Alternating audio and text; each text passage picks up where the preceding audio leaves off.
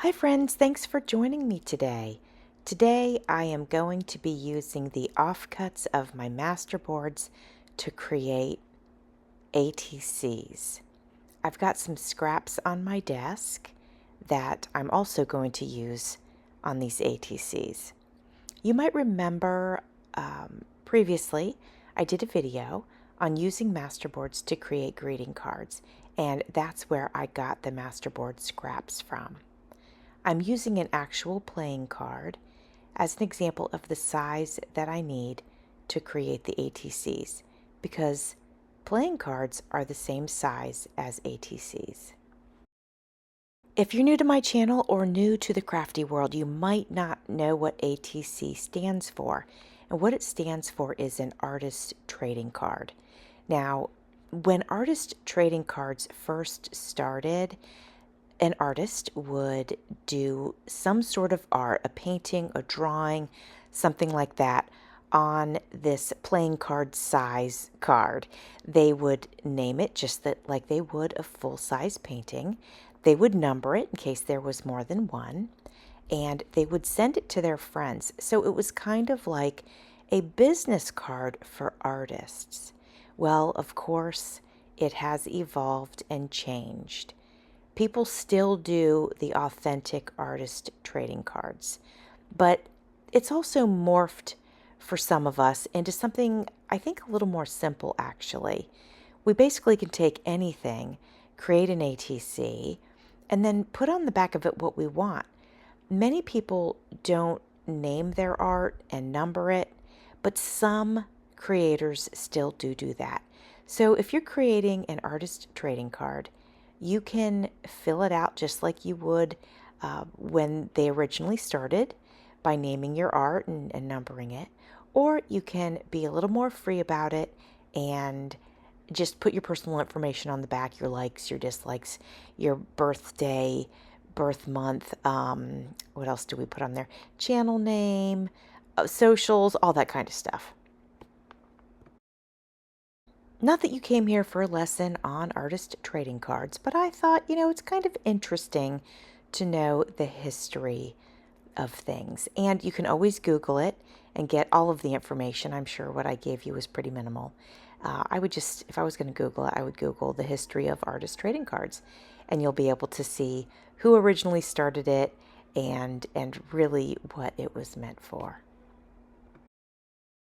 A while back in my Discoveries in Mixed Media series, I had used washi tape as a media type, and I had a scrap left over from that.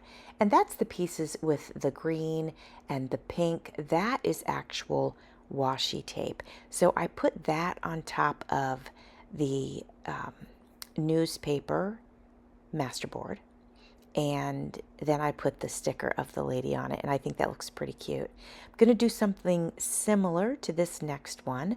I've got this newspaper ATC ready to go. I'm putting this red scrap of gel print over top of it, and then I'm going to put another sticker of like a lady from the 50s.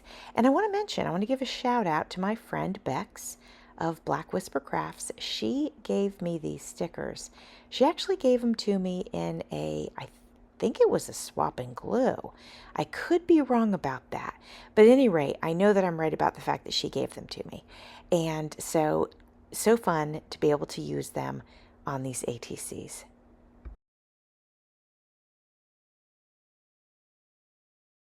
Next up, we've got more newspaper that is beautifully aged, nice and yellow, and I have these really pretty red roses that I found at the thrift store.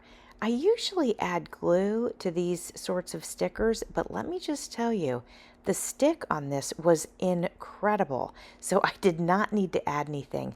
Look how simple that was. It looks so good on the brown newspaper, and it was so simple it took me less than 30 seconds to do that ATC.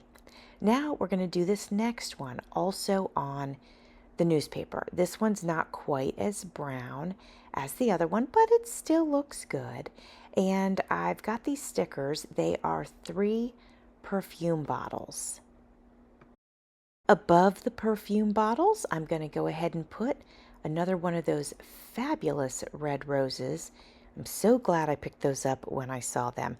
And I'm sorry I didn't give you a close-up. I will at the end. I'm going to give you a close-up of all of the ATCs that we're making today. Now this next one, I'm going to do something a little bit different. I've been playing with the laminating machine that I got. And so this piece that I'm getting ready to put on is a laminated napkin. And I'm going to put that over top of the ATC, and then I'm going to cut it to shape. I think this turned out pretty cool. Let me know if you like it. And as a matter of fact, be sure to let me know if you have a favorite ATC card. Now I'm going to go ahead and get into the brighter ones. So this one was made from the, what do I want to call it? The washi tape that I did. And I'm putting another layer of the washi tape boards that I had made. Nice and bright and fun. And I'm simply adding a butterfly to that. And I think that looks so stinking cute. Again, very simple, but full of color and impact. Now I used my heart punch on some purple paper. I'm going to go ahead and glue that to the center of this ATC. The backing of this one was also the washi tape. Now I want to make sure I mention, just in case you missed that video, it was a adventures or discoveries in mixed media video, and over top of the under and over the washi tape is matte medium, and that keeps everything locked in place. Now I am using a heart sticker. I believe this is another pack that I picked up at the thrift store, and I'm setting that in the center of the purple heart. All right, my friends, I am going to show you a close-up of each one that we made. Let me know if you happen to have a favorite. And I encourage you to use up your scraps. If you've been making masterboards, use your offcuts of that and just use them up. Make them productive and have fun with it. This was so simple, so easy. Took hardly any time at all. But now I have some ATCs in my stash ready to go. Well, thanks for watching. See you soon.